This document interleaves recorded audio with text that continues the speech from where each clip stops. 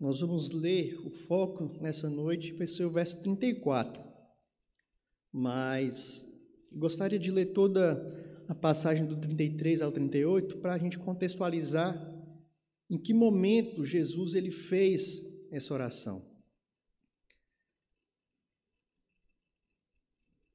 23, a partir do verso 33 até o 38. Quando chegaram ao lugar chamado Calvário, ali o crucificaram, bem como aos malfeitores, um à direita, outro à esquerda. Contudo, Jesus dizia: Pai, perdoa-lhes, porque não sabem o que fazem. Então, repartindo as vestes dele, lançaram sortes. O povo estava ali e a tudo observava. Também as autoridades zombavam e diziam: salvou aos outros, a si mesmo se salva, se é de fato Cristo de Deus, o escolhido. Igualmente os soldados o escarneciam e, aproximando-se, trouxeram-lhe vinagre, dizendo: se tu és o rei dos judeus, salva-te a ti mesmo. Também sobre ele estava um epígrafe, em letras gregas, romanas e hebraicas: este é Jesus, o rei dos judeus. O verso 34 da nossa exposição, vou ler mais uma vez, o verso 34. Contudo, Jesus dizia: Pai, perdoa-lhes, porque não sabem o que fazem.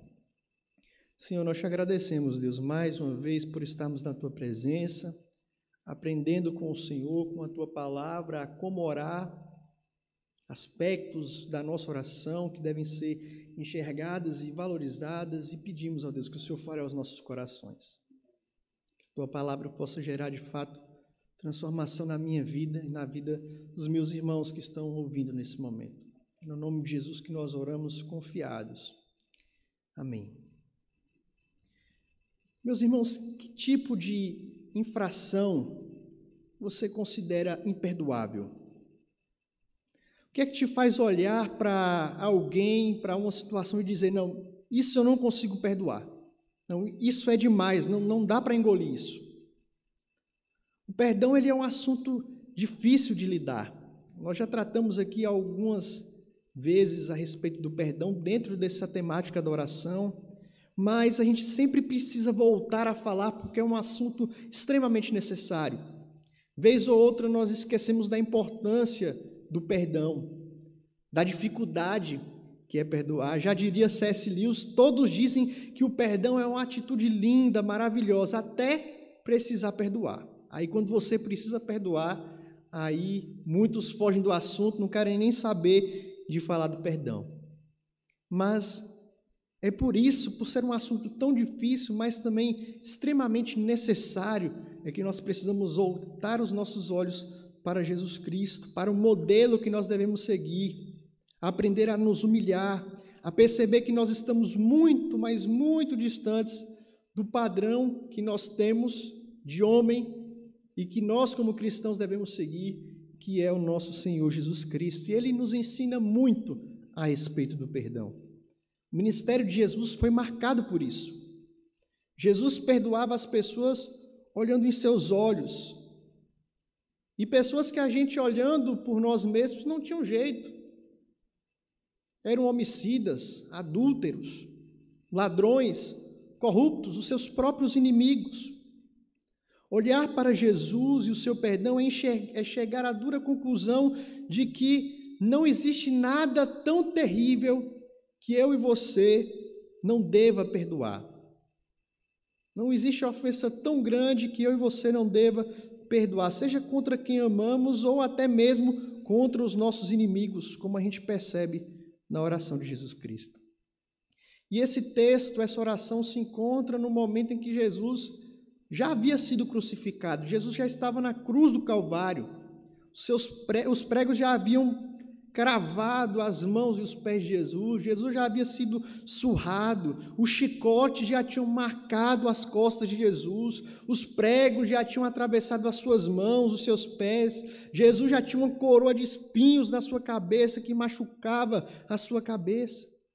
E se a dor física não fosse o suficiente, Jesus também passou por uma dor psicológica tremenda. Pessoas zombaram de Jesus, cuspiram em Jesus. Nessa passagem, Jesus já estava aqui no Calvário. A cruz já havia sido erguida, centralizada, enquanto dois malfeitores estavam, um à sua direita, o outro à sua esquerda. Perceba a humilhação que Jesus passou. O próprio Deus sendo colocado como um marginal, como alguém terrível. E no meio de todo esse sofrimento, de toda essa dor, da sua angústia, Jesus exclamou essas palavras que ecoam até hoje: Pai, perdoa-lhes, porque não sabem o que fazem. Essa é uma das 7 declarações, 7 orações, 7 palavras que Jesus diz enquanto ele está na cruz. Essa foi a primeira palavra que Jesus falou enquanto estava na cruz. Ela nos traz algumas lições que eu queria refletir brevemente com os irmãos nessa noite. Primeiro, nós percebemos aqui nessa oração, queridos, uma lição a respeito da própria oração. O homem havia feito o seu pior, nós demos a pior coisa. Nós entregamos o nosso pior para Deus, enquanto Ele nos entregou o seu melhor, que foi Jesus Cristo. Aquele que veio ao mundo, que fundou o mundo, mas que o mundo não havia conhecido. O Senhor da glória, Ele tinha tabernaculado como um homem, mas as pessoas não desejaram Jesus. Os olhos que o pecado tinha cegado não viram nele beleza alguma para que ele pudesse ser desejado. O nascimento de Jesus não foi em uma grande maternidade, em um quarto de luxo, mas foi numa manjedoura, num lugar emprestado. Pouco tempo depois, Herodes procurou matar Jesus, e isso sugeria a hostilidade que viria contra Jesus Cristo, e o clímax dessa hostilidade foi a cruz, onde ele se encontrava quando diz essas palavras. Repetidas vezes nós observamos os inimigos de Jesus tentando a sua destruição, e agora de forma ardilosa, estratégica, maquiavélica, os homens conseguiram, depois de um julgamento extremamente imparcial, ou melhor, parcial, de forma pecaminosa, colocar Jesus na cruz, crucificar Jesus Cristo. Uma ação bárbara. E nenhuma morte iria satisfazer aquelas pessoas, senão a morte de cruz. Foi decidida uma morte não apenas dolorosa, mas também vergonhosa para o nosso Senhor Jesus. Uma cruz tinha sido assegurada. E o nosso Salvador foi colocado nessa cruz. Ele foi pendurado naquele madeiro em silêncio. Mas nesse instante, depois de sofrer calado toda humilhação, toda dor, Jesus, ele fala algumas palavras. Será que ele está clamando aqui por piedade? Maldição? O que será que Jesus fala nessas primeiras palavras na cruz? Nós percebemos Jesus orando. Jesus, na cruz do Calvário, ele orou. Ele diz: Pai, perdoa-lhes porque não sabem o que fazem. Meus irmãos, essa primeira das 7 palavras, Jesus na cruz, nos mostra uma atitude que ele tinha de oração. Que lição preciosa, que coisa tão significativa e instrutiva para mim e para você. O ministério público de Jesus foi marcado por oração. Ele iniciou o seu ministério orando. Lá em Lucas, capítulo 3, verso 21, nós vamos observar isso. E aqui a gente vê ele encerrando o seu ministério como homem aqui na terra, com uma oração. Que exemplo de Jesus! Aquelas mãos não mais ministrariam aos doentes. Os pés agora estavam impedidos de caminhar, de ir até os necessitados, porque eles estavam pregados. Ele não poderia mais passar nenhuma instrução para os seus apóstolos, porque eles já tinham, inclusive, fugido de Jesus. Como é que Jesus se ocupou enquanto esteve na cruz, próximo à sua morte? Jesus estava no seu ministério de oração. Jesus estava orando. Que coisa preciosa! Nós temos vivido dias que nos instam a estar orando. A igreja está aqui numa reunião de oração vazia. Há quantos domingos você está sem poder vir à igreja, comungar com os seus irmãos, celebrarmos juntos? Somos impedidos de estarmos reunidos publicamente, fisicamente. Estamos privados de muitas atividades, mas, meus irmãos, a oração, ela não está de quarentena. O céu não está em lockdown que você não possa acessá-lo através da oração. Nós devemos orar, meus irmãos. Precisamos exercitar e mergulhar na prática da oração. Será que se a gente fizer um comparativo de como nós orávamos antes da quarentena e depois da quarentena, será que houve algum aumento? Porque antes a desculpa era eu não tinha tempo. Muitas atividades. Sei que muitos irmãos estão trabalhando até mais agora nesse período de quarentena do que antes. Mas muitos de nós estamos podendo administrar bem o nosso tempo, sobrando demais. E o que nós temos feito com isso? Será que nós temos nos dedicado mais ao exemplo da oração? E é interessante que quando Jesus ora aqui por seus inimigos, ele não colocou apenas aqui um exemplo perfeito de como nós devemos tratar aqueles que nos prejudicam, mas também nos ensinou a nunca considerar algo além da oração. Se aqueles homens se arrependessem, crescem em Jesus Cristo, por mais pecadores que fossem, por mais terríveis que tivessem sido em vida, os seus pecados estariam perdoados. Jesus nos ensina aqui ao poder da oração. Nenhum pecador tem um coração duro demais que uma oração feita com fé em Jesus Cristo não possa quebrantá-lo. Jesus nos mostra isso. Mudando um pouco essa visão, Paulo, lá em Timóteo, no capítulo 2, na segunda carta de Timóteo, capítulo 2, versos 1 e 2, ele diz a respeito de uma oração especial.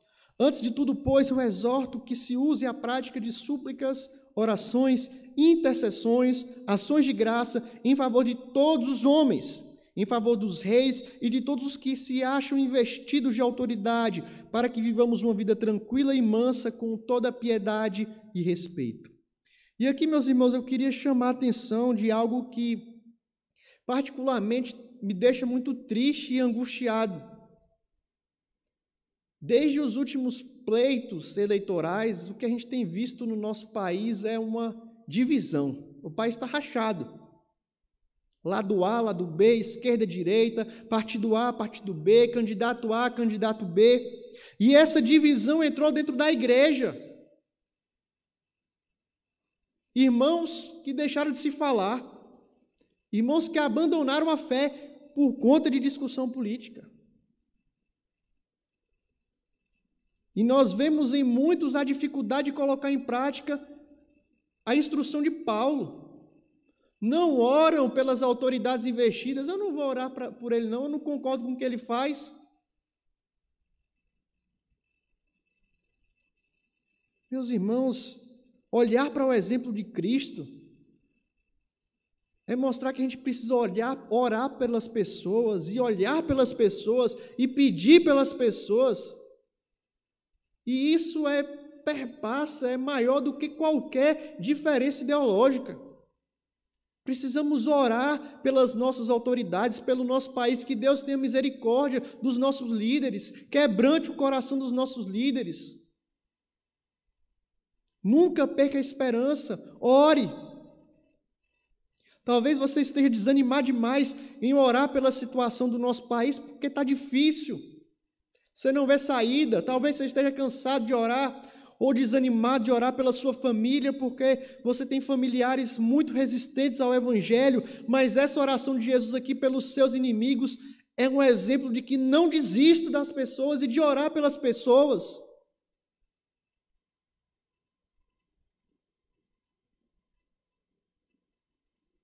Muito pode a oração do justo. Muito pode, ore ao Senhor. Nós temos aqui, em primeiro lugar, então, uma lição a respeito da oração, da necessidade que nós temos de orar, e Jesus nos mostra isso à beira da morte, na cruz do Calvário. Mas nós observamos também, queridos, nessa oração, uma lição sobre o perdão.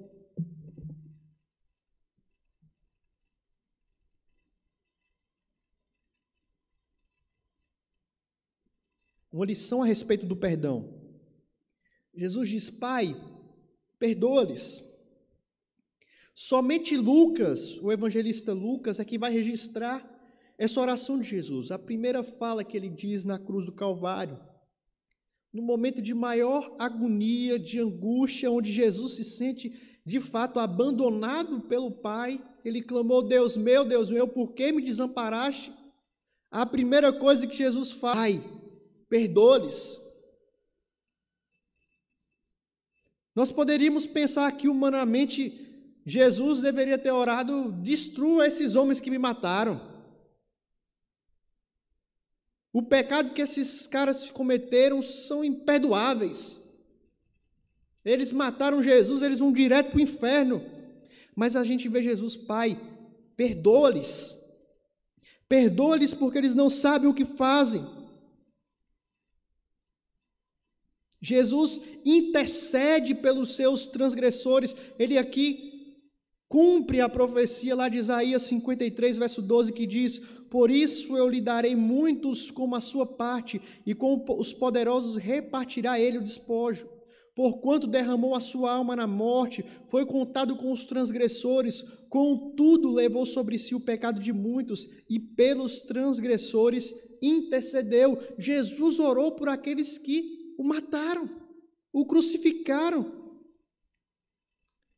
Meus irmãos, essas palavras de Jesus nos mostram a maior necessidade da humanidade. O pior dos males que o homem pode enfrentar, Jesus nos mostra aqui. Jesus nos mostra a necessidade de arrependermos dos nossos pecados. A maior desgraça do mundo não é o coronavírus ou qualquer outra enfermidade, não é um regime socialista ou capitalista, não é um governo de esquerda ou de direita, não é uma ditadura, não é um terrorismo, não é o preconceito. A maior desgraça do mundo é o pecado. O pecado leva o homem para a condenação, para o inferno. Jesus nos dá um vislumbre aqui da necessidade, da urgência em arrependermos. Perdoa-lhes. E o objeto desse perdão de Jesus aqui é todo aquele que se arrepender, crer e confessar Jesus Cristo como seu Senhor. Ele estendeu isso lá na oração de João 17, na oração sacerdotal. Ele fala: Pai, eu não intercedo apenas por estes, pelos meus discípulos, mas também por aqueles que vierem a crer, se arrepender e crer no meu nome. Observe, queridos, primeiro, uma grande dádiva: Jesus morreu para comprar e conseguir para nós o perdão dos nossos pecados. Cristo aqui intercede por aqueles que são dele. E percebemos aqui que os maiores pecadores, os mais terríveis, podem também alcançar o perdão e a graça. Não existe pecado tão grande que o poder de Jesus não possa quebrantar, não possa salvar, não possa livrar. E aqui a gente encontra uma grande lição a respeito do perdão, meus irmãos.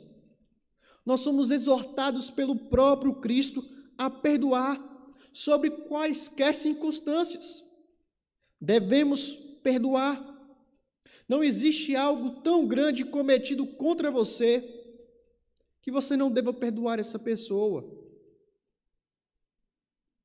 Jesus já havia ensinado na oração dominical: perdoa as nossas dívidas, assim como nós perdoamos os nossos devedores. Da mesma forma como você quer ser perdoado por Jesus Cristo, e nós temos o perdão, nós precisamos também perdoar os outros, perdoar o nosso próximo. Eu acho muito interessante a história de um homem lá da igreja onde meu pai pastoreou em Natal, e ele há muito tempo ele perdeu seu filho assassinado. Um rapaz jovem, chocou a cidade na época, e esse homem foi até a cadeia e falou para aquele assassino: olha, eu perdoo você, eu não guardo mágoa, estou triste porque meu filho morreu, mas você está perdoado por mim. E, meus irmãos, quando nós somos perdoados por Jesus, é nesses termos. Porque foi o nosso pecado que matou Jesus. Foi por causa do meu e do seu pecado que Jesus Cristo foi crucificado. O nosso pecado matou Jesus, e todas as vezes que pecamos, deveríamos lembrar disso. Mas Deus não olha para André e fala: olha, André, como você é miserável, você matou meu filho, eu não vou te perdoar, você vai para o inferno. Deus, através de Jesus Cristo, Ele nos perdoa. Mesmo nós, mesmo eu, mesmo você, tendo sido a causa que levou Jesus Cristo para morrer na cruz. Que lição carregada de graça e de misericórdia, meus irmãos. Que o Senhor, Ele nos enche o nosso coração, a nossa vida, do seu perdão, para que igualmente possamos também perdoar o nosso próximo. Se eu e você fomos e somos perdoados por Deus, nós somos habilitados, capacitados a perdoar qualquer pessoa. Não é fácil, mas não vem de nós. É uma disposição que vem do próprio Deus. Perdoa-lhes. Que o perdão seja uma marca da minha e da sua vida. Essa é a segunda lição que nós aprendemos nessa oração de Jesus, mas eu queria trazer uma terceira e última lição. Jesus diz: perdoa-lhes porque não sabem o que fazem. Isso aqui não significa que os inimigos de Jesus eram ignorantes quanto ao que estava acontecendo. Eles sabiam que Jesus estava sendo crucificado, morreria daquela forma. Eles sabiam de toda a trama que tinha acontecido, que esse pedido havia sido concedido por Pilatos. Eles sabiam que tinham pregado na cruz um homem que não tinha nenhum pecado, nenhum crime, era um homem inocente, eles sabiam disso. O que é então que faz Jesus dizer, porque não sabem o que fazem? Meus irmãos, o que Jesus quis dizer aqui é que eles eram ignorantes quanto à grandeza desse crime.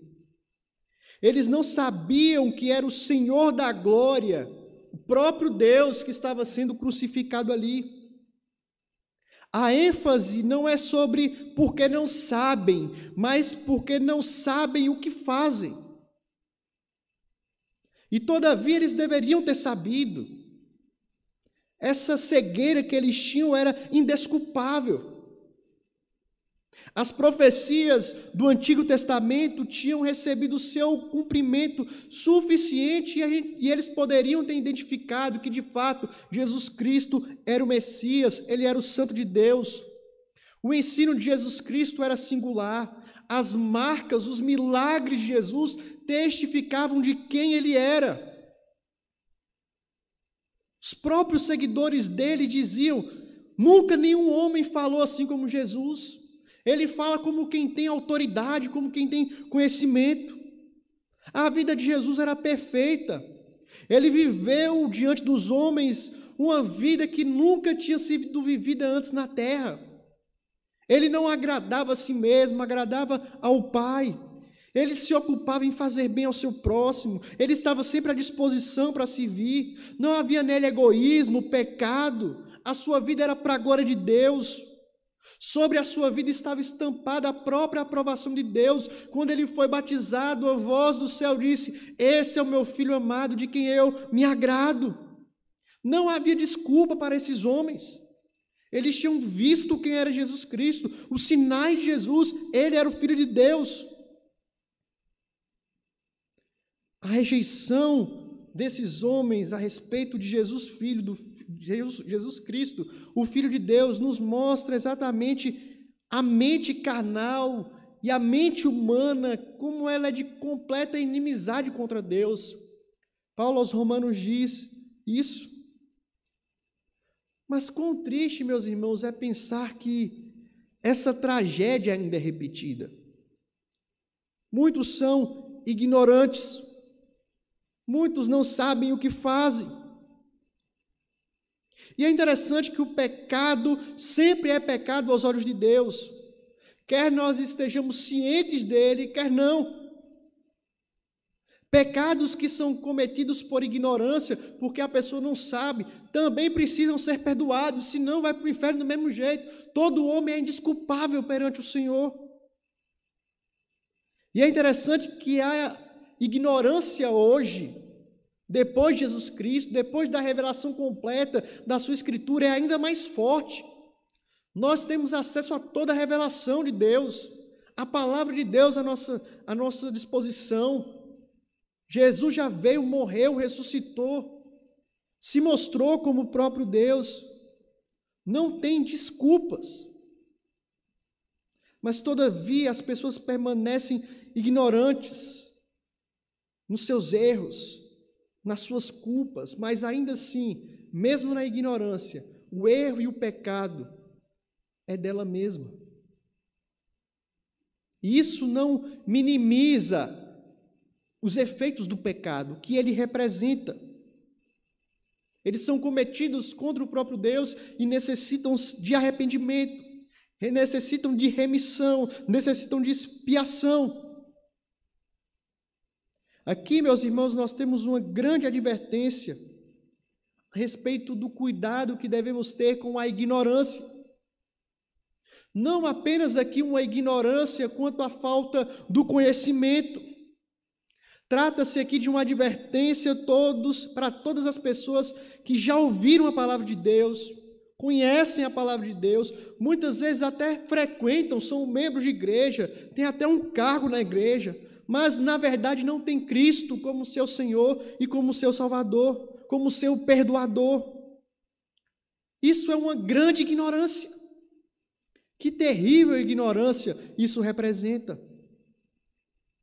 A advertência de Jesus, queridos, aqui em Lucas, capítulo 12, verso 48, para essas pessoas serve ainda hoje.